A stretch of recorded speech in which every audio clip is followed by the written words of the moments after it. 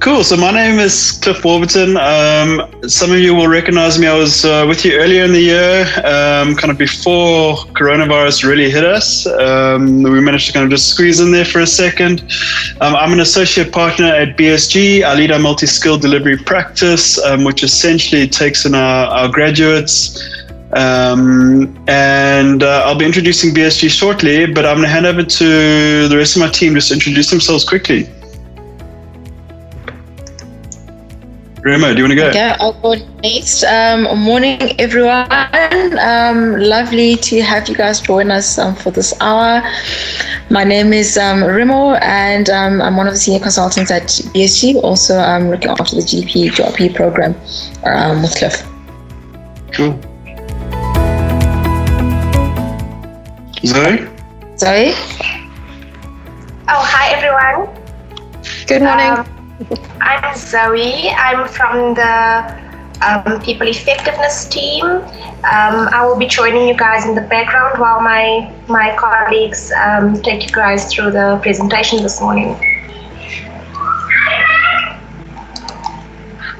Jonathan? Cool. Let Jono go first. Cool. I'm Jonathan. I'm at BSG. I'm a software developer there. Just going to share a bit of my journey from Wits to BSG. Yeah. Cool. Thanks. Trent? Cool. Morning. I'm Trent. I'm a consultant at BSG. I fall under the data science capability. My background is primarily in applied maths, but I've kind of moved into the software engineering space quite a bit recently. I'm going to be taking you through a real world scenario where BSG tackled the data science problem. Awesome. Cool. Thanks, everyone. I think we can drop off video just to save bandwidth, but hopefully you got a feel for the faces of BSG. So just, I suppose for everybody's benefit, so BSG is a consulting and technology business. We've been around for more than 20 years. I think it's 23 years now. It was founded in 1997.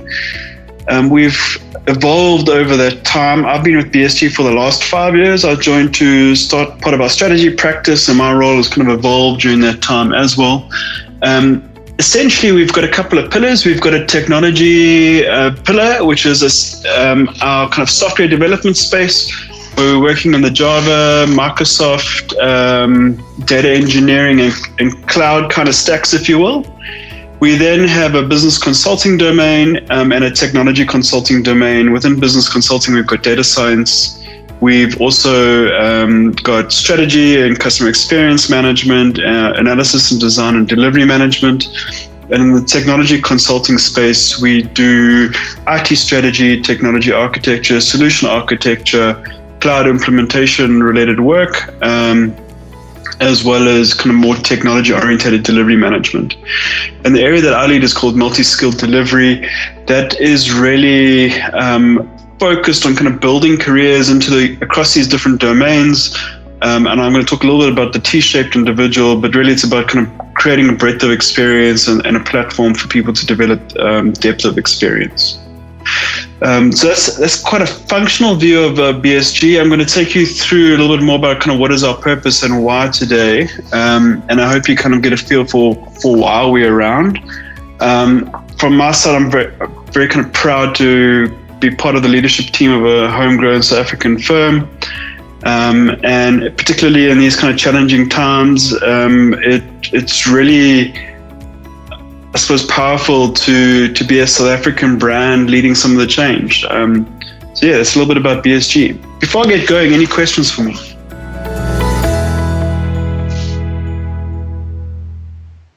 No. All right. If you want to, you can also pop it into the chat. Maybe Zoe or Remo, if you can just monitor the chat and just shout out if there's anything that pops in there for me, please. Thanks.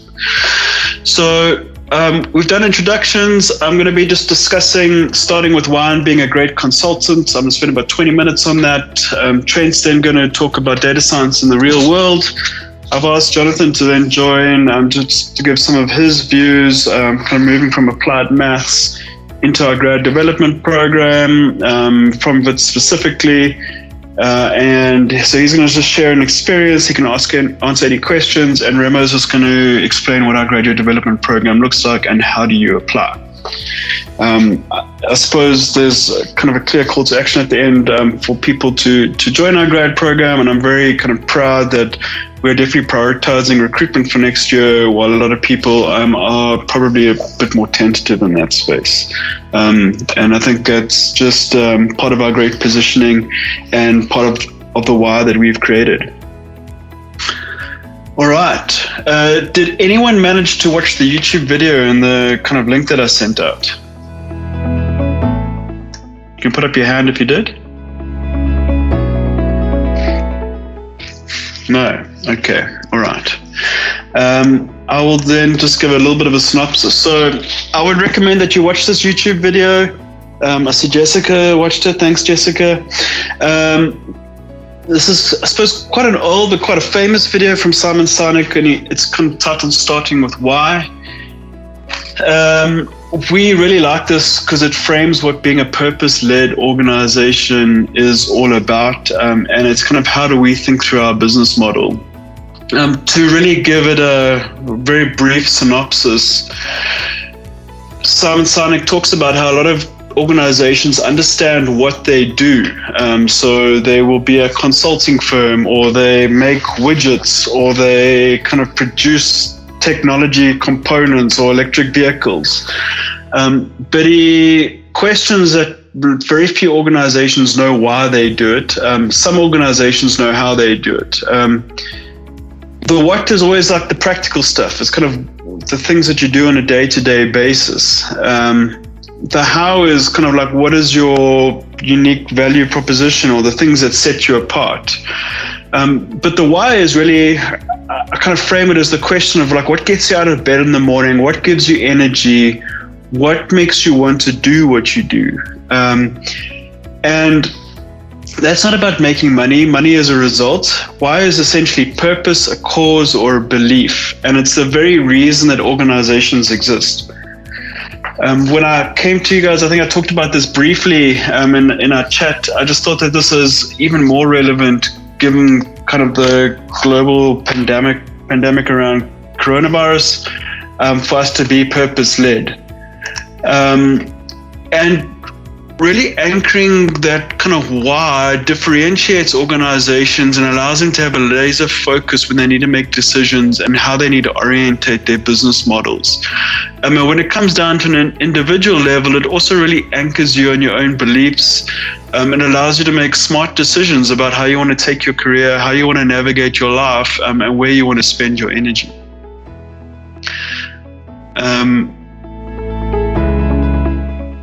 If we kind of anchor this around that you need to be purpose-led, I wanted everyone to spend 1 or 2 minutes and just kind of reflect, what is their purpose, what is their why in life? So I wanted to give you that space, and maybe ask 1 or 2 people just to contribute, what is their why?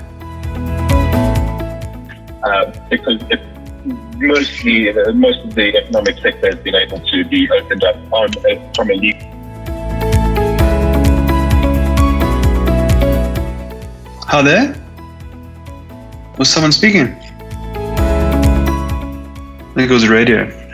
All right, so if you can reflect on what is your why, either pop it into the discussion chat, or if someone can kind of come off mute and just share what is their why with me, that would be great.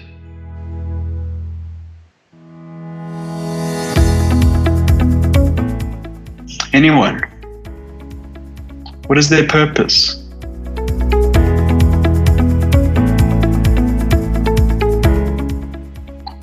Can I pick a few names? I see a Hazel. I see a Jessica. Hazel, what is your why? What is your purpose in life?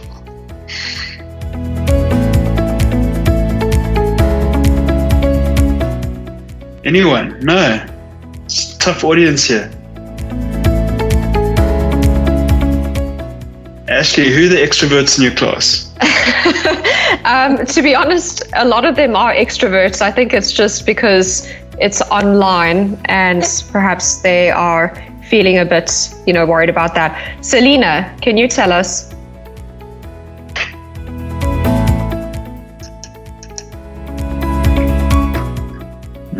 Okay, all right. Can they all hear us? Just check the chat as well. Yeah, there's nothing on the chat.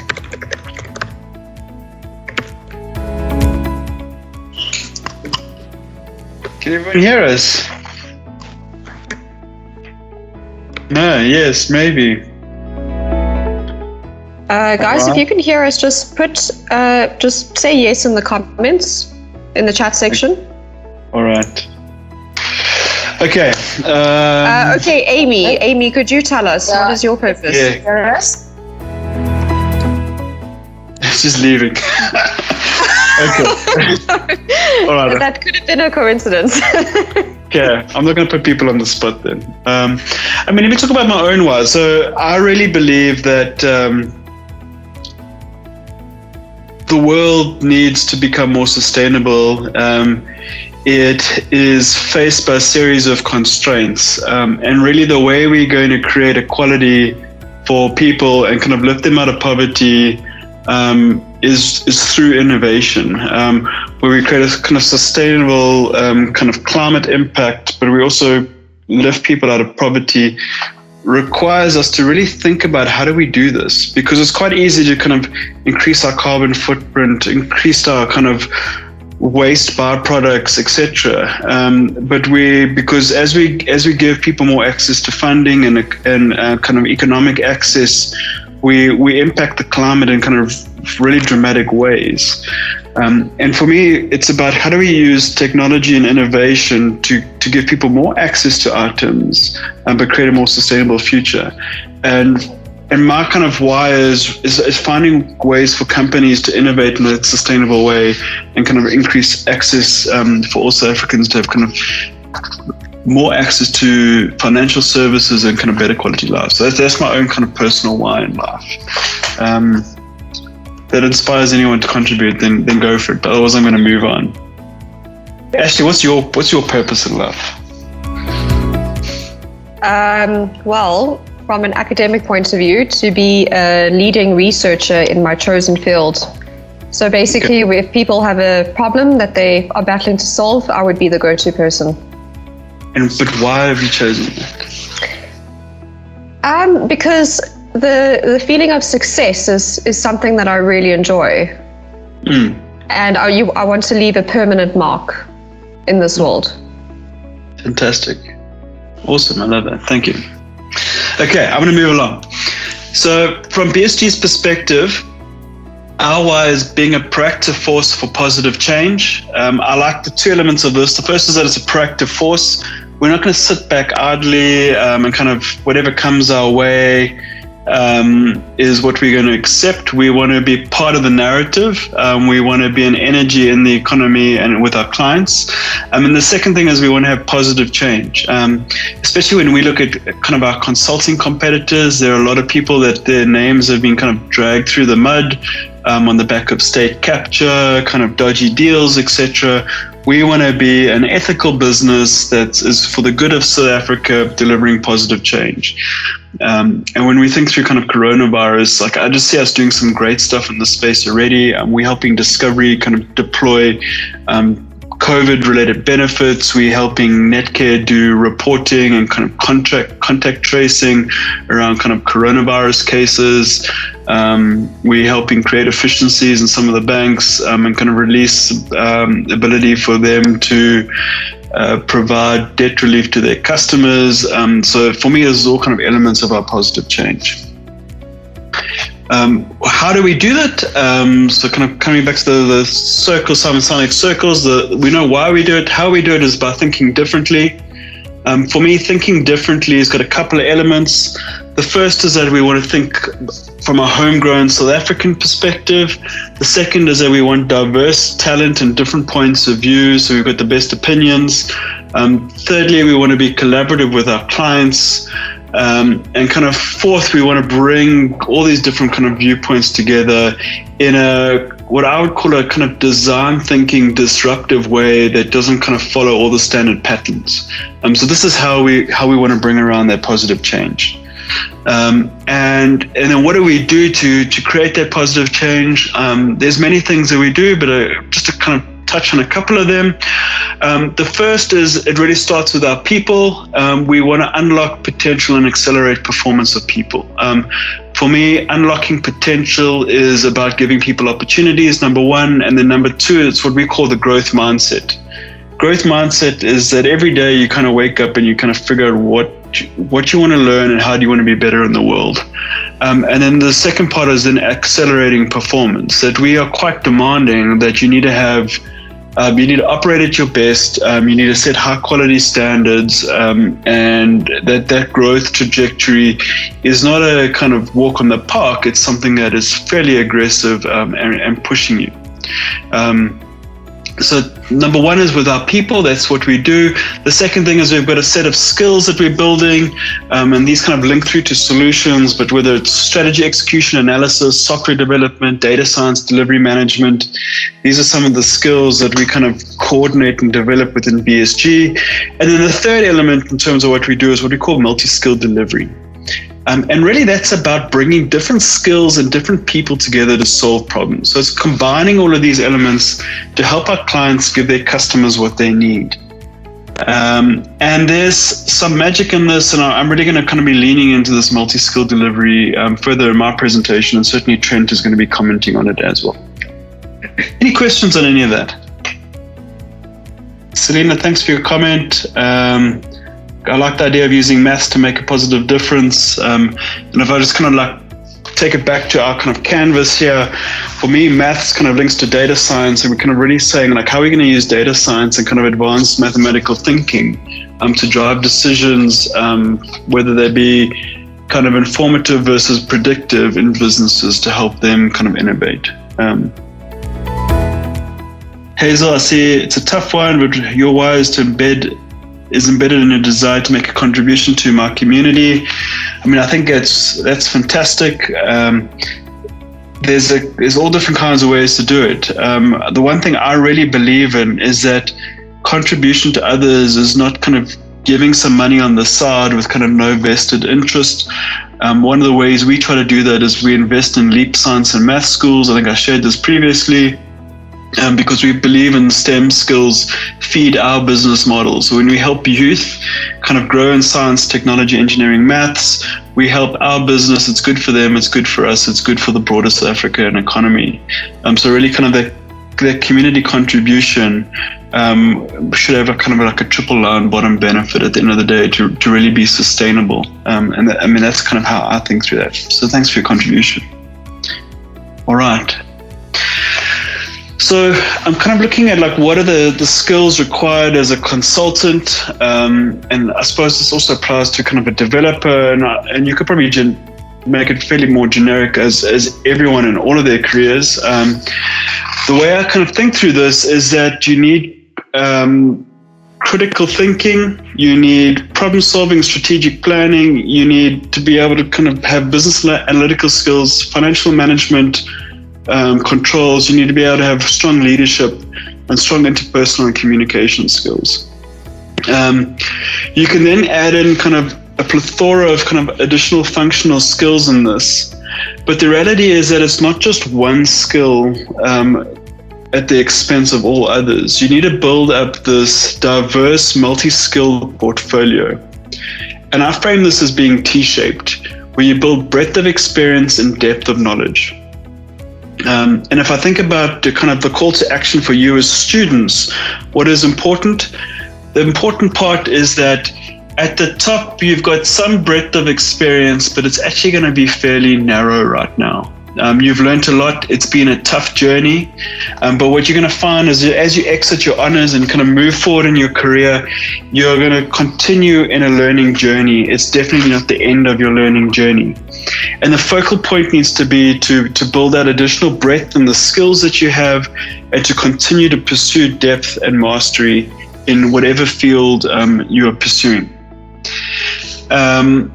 We set this up by trying to create learning exposures in different kind of areas and domains, and then cultivating communities that support this depth of knowledge. We talk about 70-20-10 learning. 10% of learning is kind of like your classroom-based learning at the end of the day. 20% comes from coaching, so that's connected to other experts around you where you can grow. And 70% of your learning comes from doing. And so we try and create a mix of practical learning, kind of classroom-based or online-based learning for people to build their skills development. But we want to link that up with coaches that can kind of interpret that, apply it, and guide someone through their curriculum, and then actually get them to apply that on their job so they can really cement the bulk of that knowledge at the end of the day. Any kind of questions on this?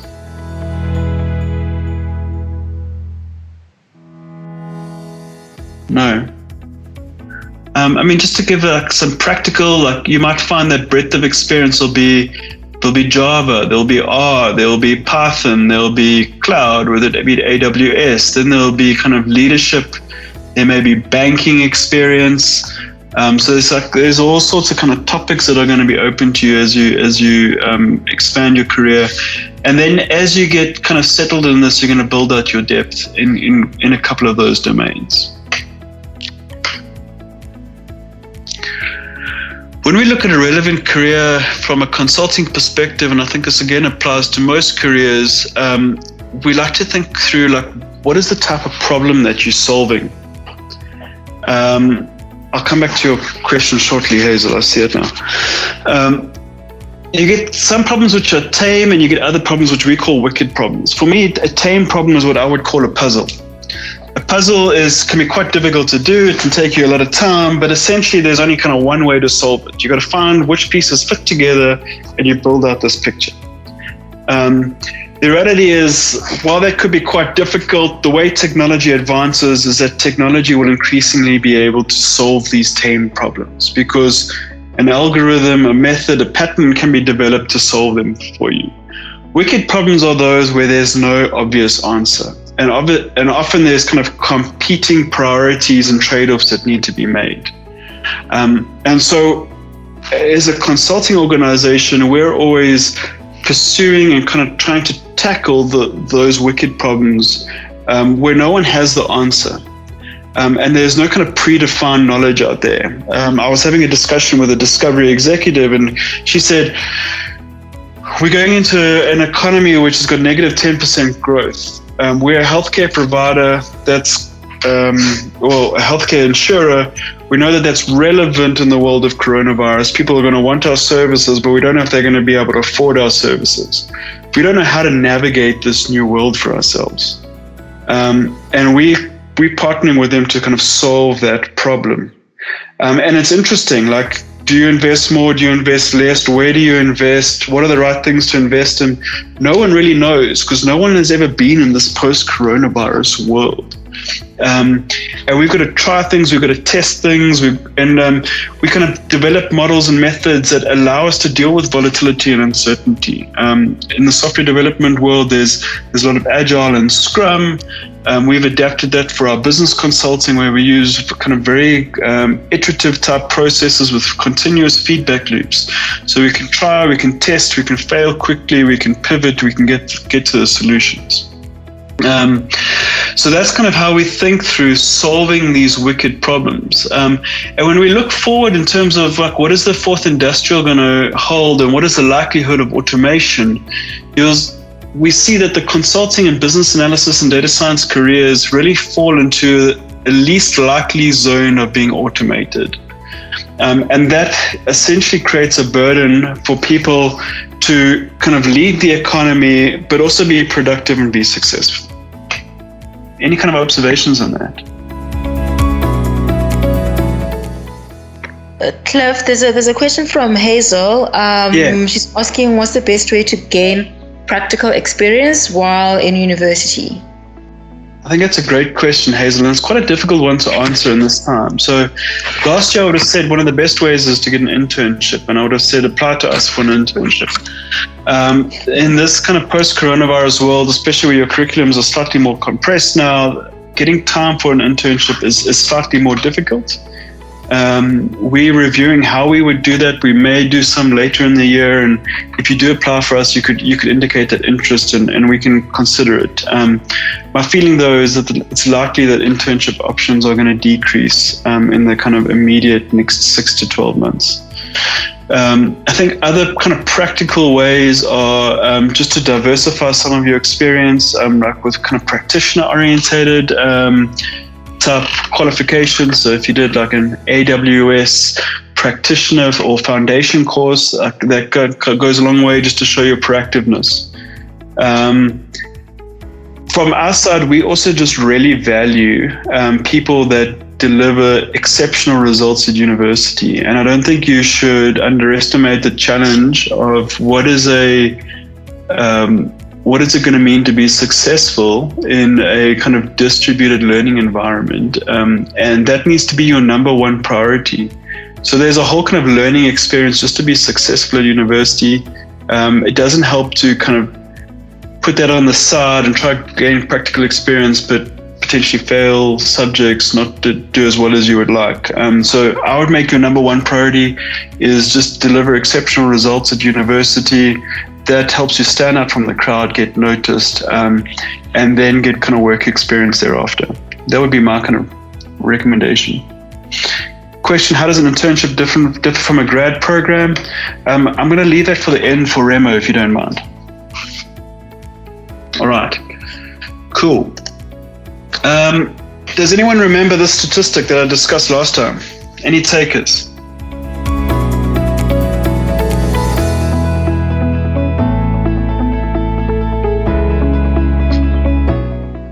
What is 0.6%? No. Okay. So 0.6% is the percentage of students that join grade 1 that are going to qualify with a STEM honors, the science, technology, engineering, or maths honors degree. So essentially that's 6,400 students out of 1.07 million that entered grade 1.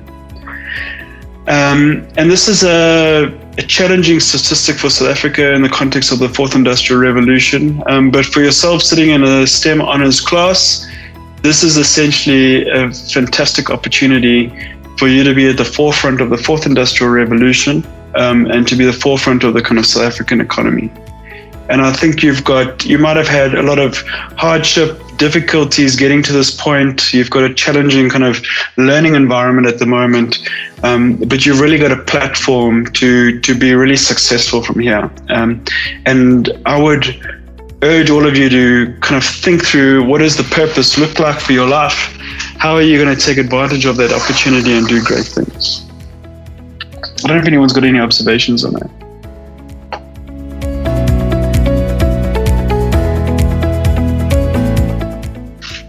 It's a tough crowd today, Ashley. So that's kind of the end of my presentation. My kind of recommendation. Sorry about that. As you think about kind of your own career, I mean, from my side, we're a consulting and technology business. I would love people to be kind of applying to us. I mean, we are fairly stringent. We've got some tough criteria. We're going to be looking for the best students that can kind of really plug into our business. But more than just being the best students, we're looking for people that have the right values and the right purpose as well. I would encourage everyone to be inquisitive, be involved, think about what does it take to be a global citizen? How do you create positive change in the country, and kind of really focus on what matters most for you, and to pursue your own purpose at the end of the day. So that's it from me. Thank you from my side. I'm going to hand over to Trent. Trent, I'm going to stop my presentation and you can present from your side. Okay, awesome. Thanks, Cliff.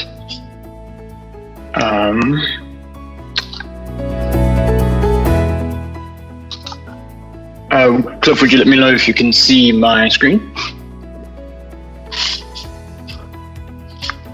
Yeah, I've got it. Awesome. Okay, awesome. So while I'm running through my content, I'd encourage anyone to ask questions. But if you do post questions in the chat, I'll come back to them at the end, if that's okay. But at any point, if you have a question on a particular slide, just take note of it in the chat and I'll go back to it. Awesome. So I think you've probably seen an infographic like this before, describing how much data is generated in an internet minute. I mean, there's 72 hours of video uploaded to YouTube, 2 million Google searches are done in a minute, and there's 14 new songs added to Spotify. And I think the best estimate we have, or the estimate that I found, was that 1.7 megabytes of data is created every second. So with that in mind, businesses have become more data-centric or more data-driven. Because they know that there's hidden value within the data, right? You can draw conclusions from data, and the value within data can really be exploited via in kind of three phases, I guess you'd say, and that's in measurement. So that's like developing key metrics around your data or indicators. And then from measurement, this could lead to discovery by exploring the data and discovering underlying trends. And then finally, prediction, being able to predict the future using your measurements and discoveries in the data itself. And this process is often equated to mining for gold. But it really takes a particular frame of mind and a pretty strong set of technical skills to extract value from data. So I want to go through two pertinent roles in the business landscape and two pertinent roles at BSG as well that are in the space. They both require a strong set of technical skills and an attitude of really deep curiosity. These being the roles of data scientist and data engineers. So my goal is to answer the questions, what do data scientists and data engineers do? Why is it important that a data scientist or data engineer has very good theoretical knowledge? And what tools are used to apply this knowledge? And really, to make my answers to these questions more tactile, I'm just going to bring up a real-world example faced by BSG. So just as a bit of context, banks in South Africa have to report international transactions to the Reserve Bank so that the Reserve Bank can generate something called the balance of payments report. But what is important about this is that it's the responsibility of a bank to capture a reason for a particular payment.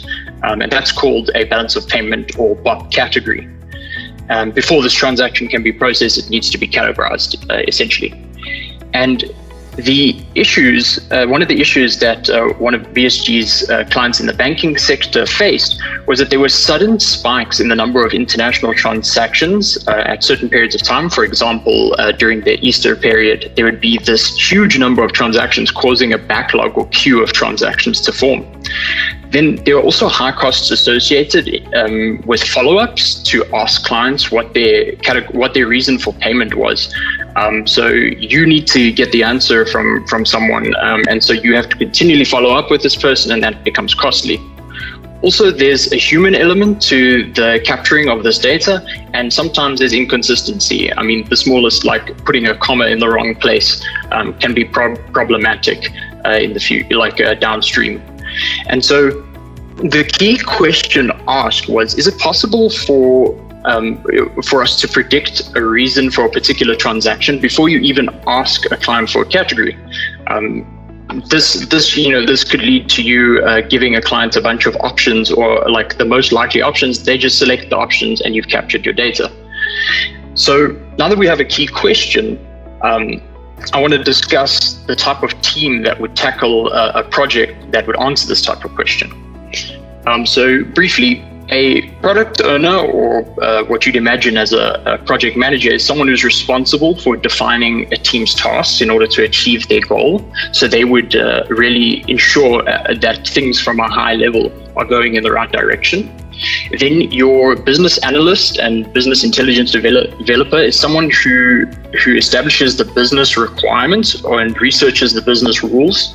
So for example, they would be the ones looking up or discovering what the actual BOP categories are and what they mean and what it means to classify a transaction in the business.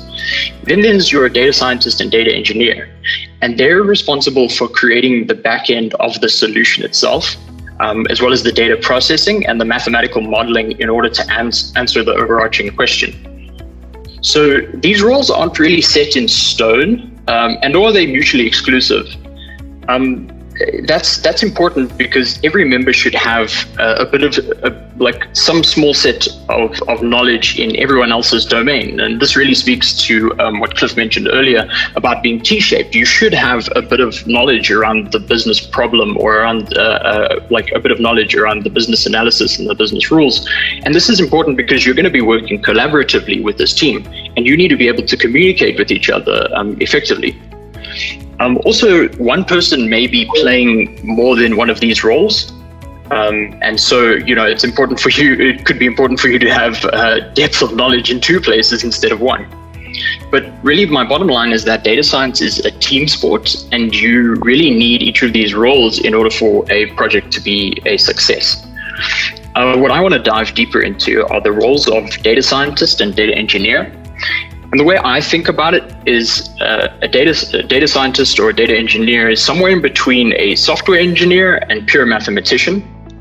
A data engineer would tend further towards the software engineering side. They would create what we call pipelines. Pipelines can just be imagined as a set of steps or a set of transformations that act upon the data. And this helps enable the data scientist implement mathematical models, basically handling the selection and implementation of mathematical models. So, for example, a data engineer could generate what we call features. So in our example, they could be looking at a count of how many times a particular customer has transacted in the past year, or whatever time frame seems to be the most significant. Then your data scientist would really look at the cleaned up data and decide on what type of algorithm or solution or model should be applied to the data. So in our example, it could be a clustering model that would serve us best. And so these two roles are heavily dependent on each other, and oftentimes, especially as a consultant, you'll be expected to have skills in both of these areas, and even on the same project, you'll probably switch between these roles quite a few times throughout the project life cycle. But now that I've got a picture of the team in your mind, I'm going to go through the kind of generic solution procedure that you'd follow on a data science type project. And I mean, every problem is unique, every question is unique, but this is kind of the generic workflow that you'd follow. And so really the step one on here is kind of like the admin intensive step where you need to figure out what data sources you'd like to use. And so in our example, you may not just want to look at transactional data, you also need customer data. And that's incredibly sensitive data, and so you need to get approval to use that, and also ensure that you're compliant with the law in using that data. Then steps 2 and 3 are where your data engineer would step in and work alongside your business analyst to understand the data and perform data processing. For example, a single transaction in our example may have multiple categories, and so your data engineer and business analysts need to come up with a solution on how to deal with that scenario. Then on your steps 4 through 6, that's kind of where your data scientist steps in and works with the business analyst, data engineer, business intelligence developer to really explore and understand the data. And this is more from a statistical point of view. And then from that, understanding the business requirements, and from that they would generate some sort of solution in the form of like a statistical model for the data. Then finally, at step 7, your team would evaluate these results and the performance, and then make sure that the solution actually answers the question. And I've got at the center here the product owner. They're the person who would really look at the solution from a high level and say, does this actually answer the original question? And does this help us actually add value to our client? And this procedure is iterative, because oftentimes your product owner will identify something more that can be done, or something that can be done better, or something that would make your solution more user-friendly, that type of thing. But for every pattern, I think there is an anti-pattern. So these steps I just described are kind of a high-level solution. Are just described are pieces of a more high-level solution pattern, and these can really be summarized into like 4 sections, and those being choosing your approach, developing your analytical process, running this process, and eventually using the solution. But there are dark forces about that will often try and skew you from your goal at each of these stages. And these anti-patterns are often symptoms of treating each of your steps as black boxes. And what I mean by that is kind of like we just follow a generic procedure without understanding what's going on underneath the hood. And by doing that, it's very easy for you to fall into the anti-pattern. So for example, when you're developing an analytical process, it's not enough for your code to just be syntactically correct and error-free. It actually has to do the right thing. For example, there may be an incorrect processing step, which adds 2 numeric BOP categories together. And I mean, you're adding 2 categorical variables together, which logically makes no sense. But from a code syntax point of view, there's nothing wrong with that. So you need knowledge, like a deep theoretical knowledge, in order to pick up on those subtleties. For example, as well, running the analytical process, you could choose a classification model to solve your problem. Sure, but then you need to figure out, how do you measure how well that model's performing? What type of error function are you going to use? And not being able to understand the implications of that type of choice can lead to problems like overfitting, and those propagate throughout your solution. And so this type of anti-pattern is just really a justification as to why you really need a strong theoretical background in order to perform the roles of data scientist and data engineer. But to balance that, you also need to have practical skill, and you need to be able to implement this knowledge using a whole bunch of different tools.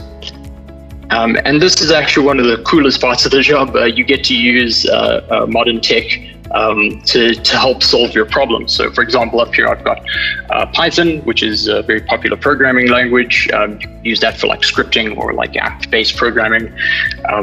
There's the movement towards containers in the software engineering space. You'd use tech like Docker, using tech around SQL like MySQL, big data tools like Apache Spark and Hadoop, and then more recently, and Cliff even mentioned, there's a big movement towards cloud technology, and you need to understand how to use cloud technology from vendors like AWS or Microsoft Azure.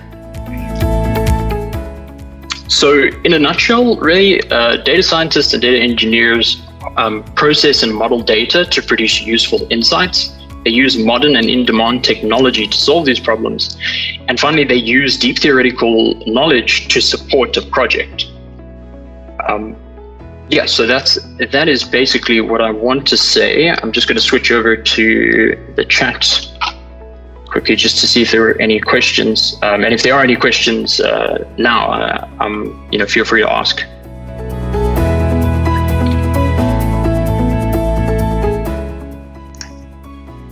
Thanks for the presentation, Trent. Any questions? Trent, there is a question Hazel. from Hazel. Oh, sure. Sorry, I didn't. So the question is, which industry is the biggest client to BSG, and how diverse are the projects that BSG tackle? Or if you want to take a stab at that, otherwise I'll answer that. Oh, no, sure. So definitely in terms of client space, it's banking and insurance. And in terms of diversity, as Cliff mentioned earlier, we've got a whole bunch of capabilities to tackle problems. So there are, more type of management consulting problems that we do tackle. But if you're referring specifically in the data science space, we primarily tackle problems in the banking, like in the banking sector, but most recently our data science team has been hired to help with one of our clients in the healthcare sector to kind of produce some dashboards and insights around coronavirus cases in South Africa. So it is quite varying, but yeah, I think that answers the question. Cliff, is there anything you want to add to that? Yeah, I mean, I think there's quite an interesting diversity in use cases from the data science space. I mean, even that healthcare example, like part of it is the dashboarding, but part of it's also being kind of predictive models on kind of debt collections and other internal optimizations and efficiencies for them. So yes, I mean, outside the data science space, we do kind of some customer and strategy work, journey work, operational efficiency work. We're doing a lot of CRM and kind of core software implementations for clients. And I mean, I would even go as far as to say we're probably like the premier system implementation partner for the vehicle asset finance space in South Africa, where we've got a lot of deep experience. Our other industries outside financial services include oil and gas, retail, telecommunications, healthcare, heavy equipment as well. Cool. There looks like there's also another question around training for the tools that I mentioned, because you're not exposed to some of these. So the majority of the tools I just mentioned, I wasn't exposed to at university either. I think I was exposed to SQL, but the rest not so much. So learning before you start, look, I'm not going to say it's unnecessary, but oftentimes you'll learn from the subject matter experts available to you on a project. So certain types of like tech infrastructure and that type of thing, you'll definitely have someone with you that has knowledge on it or has worked with it previously, and you can definitely pick up knowledge from them. And I think that's one of the best ways that I learned a lot of tech, was just doing collaborative work. And also, I have a strong interest in personal projects. I'll like look up stuff on GitHub quite often and look at other people's code. So if I'm interested in, say, Docker, I'll look up like the most pertinent Docker projects that there are and kind of learn from there. But yeah, you're not expected to have this full set of skills. Walking out of university, you immediately know how to use things like Spark and Hadoop or Docker. You definitely gain that on the job, and that also speaks to the 70-20-10 learning. A lot of the time, like I said, you'll be learning on the job.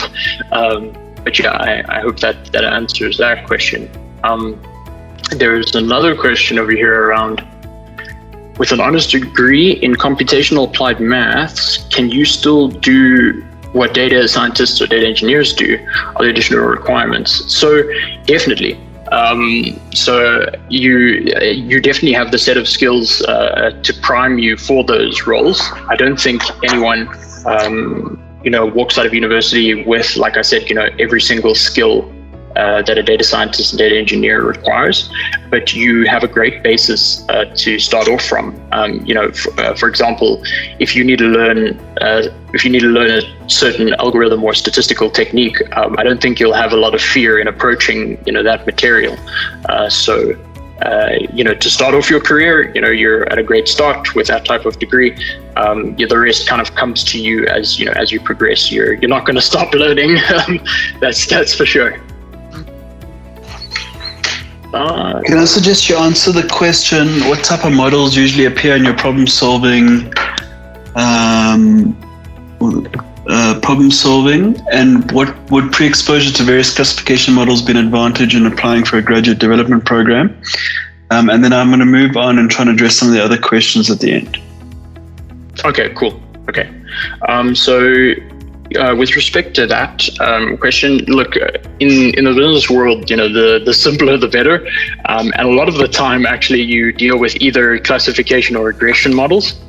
And it's definitely an advantage to have been exposed to them before. Like I said, having that knowledge of how to use the model and what's going on underneath the hood is super important, lest you fall into an anti-pattern or one of the anti-patterns that I mentioned. And so it's incredibly useful for you to have been exposed to different types of models and to have that understanding. However, not necessary. You just need to be able to, if someone, goes for like some out there strange model, you need to be able to go and like read up on it and understand what's going on underneath the hood. But yeah, I think previous exposure is awesome. Cool. Cliff, you said you wanted to move on. Yeah, there's a couple other questions. I'd like if we can just move forward to Jonathan, and then we'll try and address the rest of the questions with Remo at the end. That's fine. Thanks. Sure. Let me just quickly go back to presentation.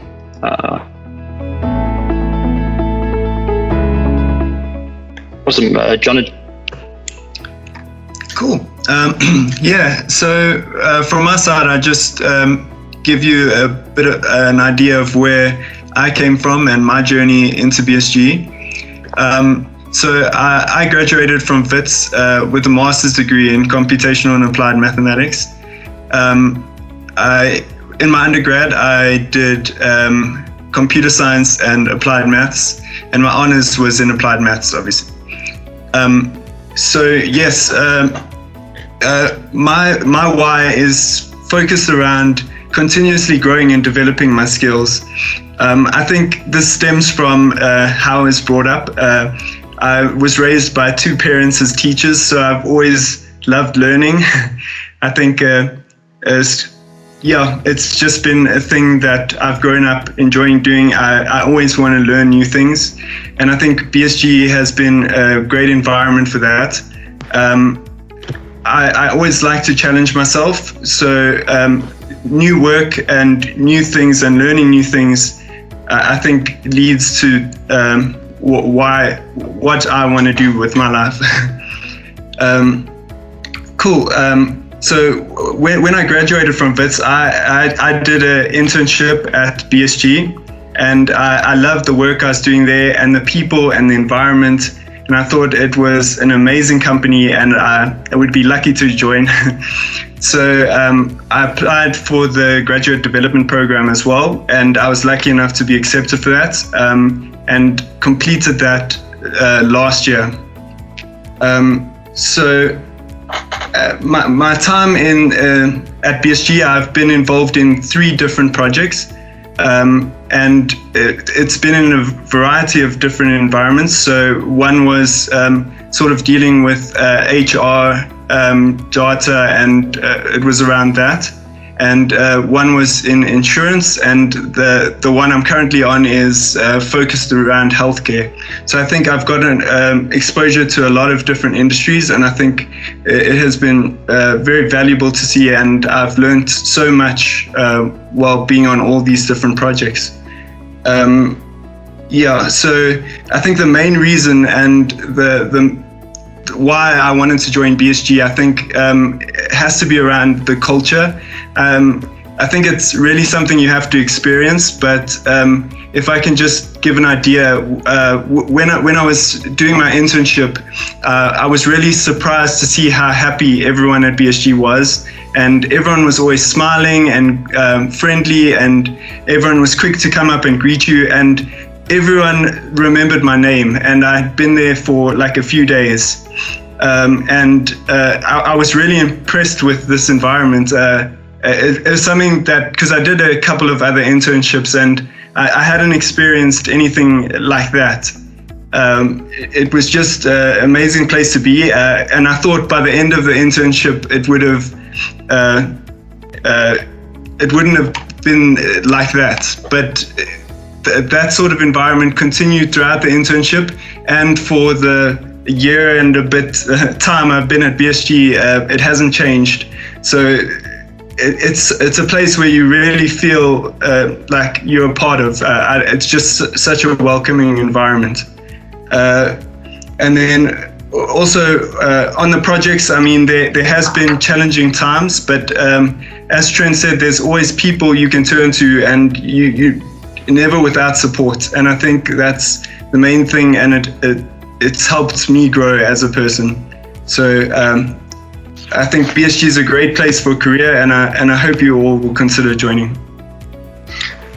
So Hazel had a question that everyone in a team should have some knowledge of what other people are doing, but given that we put people on projects, if current team members are not sure how to approach a problem, how do we prepare the team for the projects? Do you want to maybe just answer that, kind of your own perspective?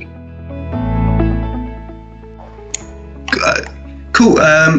So from my side, I think preparing for the projects, there's always time a bit for upskill. I think on the projects I've been on where I've had somewhat of limited knowledge on the subject, I think there's time where I do some of my own research. I figure things out myself, but then any questions I have, I turn to people who are part of the team who know what's happening in the environment. And there's always people that give that you can turn to for knowledge. I think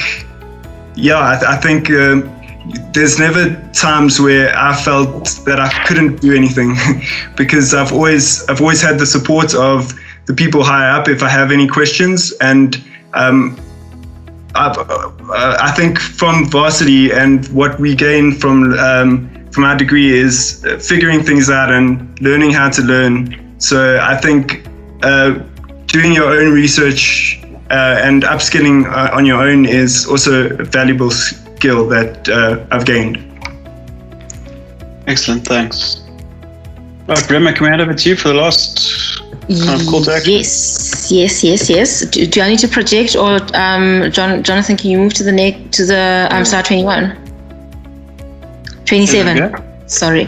Thank you. Thanks everyone. Thanks Cliff, Jonathan, and Trent, for what you've shared. So from my side, guys, I'm just going to briefly talk you through kind of our GDP program. I know there was a question earlier on asking what's the difference between an internship and the graduate program. So an internship is more like a snapshot. So what we typically do is we take a month to get interns to come join us at PSG to see what the working world is about, really, and then we kind of simulate a snapshot of the graduate recruitment program where we will look at a coaching plan for you and walk you through that for the month, and then do a performance review at the end of that. The graduate development program is more detailed than that. So it's a 12-month program that we run at BSG, and Cliff earlier mentioned the 70-20-10 principle. So our BSG, our GDP is structured around that, where you will typically spend the first week of joining us on the 10%, where we will have face-to-face training for you, and then following that, so we send out our new consultants that join us earlier onto the client environment. So within the second week already, you will then be allocated projects where you will have a team lead that you'll be working with, and then you'll also be allocated a mentor that will then enable kind of that 70 and 20%. In terms of what we are looking for, I saw a question around that as well. So it's just somebody that's proactive, that's able to take accountability for their own career, that's able to explore different opportunities that's presented to them, and eager to learn. Basically. So in terms of the process, we've got the applications open at the moment, and you can go apply on our BSG website. We've got the link there on the presentation. And in terms of what will be required from you, is just your detailed CV, your cover letter, why BSG, why consulting, why you. I think Cliff highlighted the importance of the why from our side. Then your matric results, as well as your university results. And if you're successful, then you can come launch your career at BSG. I think with the virus, it's kind of changed how we are working. I think there's going to be new ways that are going to be emerging in the next 6 months to a year, and we do believe that kind of having fresh minds joining us will enable that. So we're not taking the conservative approach of not recruiting. We are still going to recruit, and we look forward to seeing your applications. I don't know if there are any I'll just make a comment there. Sorry, choking in. The link I've sent through, sorry, It doesn't require CV cover letter immediately. That's just quite a quick sign up. Just leave your details. We'll then send you kind of a more advanced application process thereafter that will require your CV cover letter, etc. So literally you could probably sign up in 2 minutes if you click on that link, and then we'll send you kind of more of the details. That's the first thing. I think just a couple of other questions are, I saw there Hazel asked, can non-South African citizens apply for our program? Is it restricted to SA citizens? We do have some spots for non-SA citizens. There's not many, but there are some spots. So definitely open to all and not restricted. I know some other organizations do restrict them to SA only. So there's definitely opportunities. I think it's also important to note that our grad development program is full-time employment. Some of the other kind of firms offer kind of a 1 year contract, and then you've got to almost apply for your job thereafter. We go through quite a upfront, intensive application process. So we show that you're a good fit for BSG, and we offer full-time employment from the outset. Question, should you go into the banking sector or go into consulting straight away? Does it make no difference? I mean, I think it's really dependent on your purpose and your why. So it's quite a personal decision. From a consulting perspective, we really believe that we create a platform of skills development and create diversity of experiences. I suppose if you kind of look at a kind of more corporate career in the banking sector, it kind of depends on what the offer is. Some of those you might get kind of siloed in a space that doesn't have all the mobility that you would want.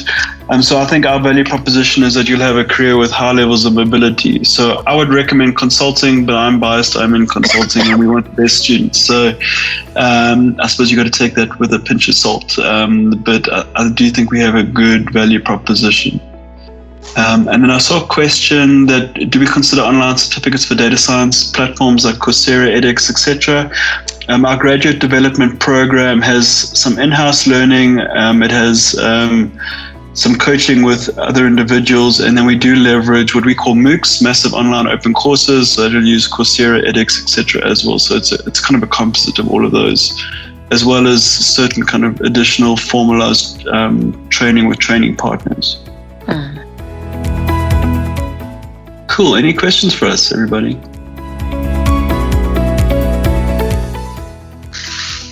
I've posted the link to the sign up in the chat, so you can kind of click through there if you want to apply. I'll also be sending out a mailer to everybody after this. I'm just thanking you with some additional details. Hazel says, apart from grad programs, how are the other ways a graduate can display their skills to BSG? We are looking with coronavirus kind of world to potentially host a hackathon or some additional kind of interactive lectures. So you can look out to that. Look out for those. We may host those, but that hasn't been finalized yet. But if you do sign up, we will try and continue to engage you throughout the year. So there will potentially be opportunities. But essentially, our kind of application process really gets to know you and understands your kind of your values, your culture fit, your why, your skills, and the kind of the direct way to kind of engage with us is just to apply to our graduate program. Any other questions?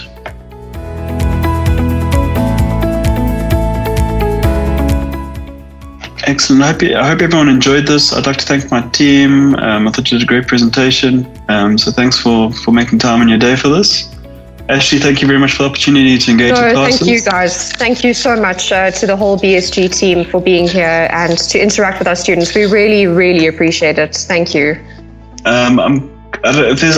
We've got a bit of time. I mean, if there's any questions, you're more than welcome to ask them for us, and I'm happy to address them.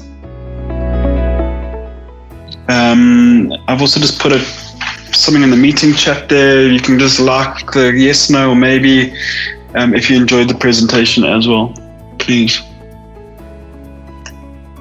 Anything? Tough crowd. Well, Cliff, just to add. Yes, Cliff. Oh, okay. Well, that's good. Just to add also for the students now in honours, Jonathan Julian was my honors student and my master's student, my first master's student. And the type of attitude that he had in honors was, he worked very hard and he was very good with the tutoring and all of that. I think he might have actually tutored some of you, but I think the attitude that you have in honors is very important. And, just to work hard and really make an effort to understand what you're doing. Because when you go out into the corporate world or the academic world, you're going to have to use those problem-solving skills in ways that you might not expect. So it's just important from that side also, to have a positive attitude as well. But thank you so much to BSG. Awesome, fantastic. I always enjoy kind of chatting to everybody. It's kind of one of my highlights in my career. I'm kind of making space to chat to everybody. And yeah, I suppose my kind of parting message is, we obviously kind of pursuing people and want people to join BSG. But I suppose coming back to that 0.6%, I really believe everybody in this class is part of the future of South Africa. And there's no reason not to have a very bright future in front of you. My kind of urge is just to lead that with purpose, understand your values, and really be just a proactive force of positive change in South Africa, whether it's with us or without us. I think you've got a burden of responsibility on you. It doesn't need to be daunting. You've got to this point that's taken a lot of grit and courage, and I know some people have had tough journeys to get here. But it's a great platform for the rest of your career, and I wish everybody luck. I know it's going to be a tough year, but you're going to learn resilience. You are going to learn many things out of this that are going to be life lessons for the future, and kind of look at it as a learning opportunity. And we wish you all the best and keep safe. Thank you so much. I hope you all have a wonderful day. Cool. We will send the link out for this, and I'll send out some follow-up information as well. Have a great day, everybody. Thank you. Cheers. Bye. Thanks. Take care. Ciao. Bye. Awesome. Thank you. Thanks, everyone. Cheers. Thanks. Cheers.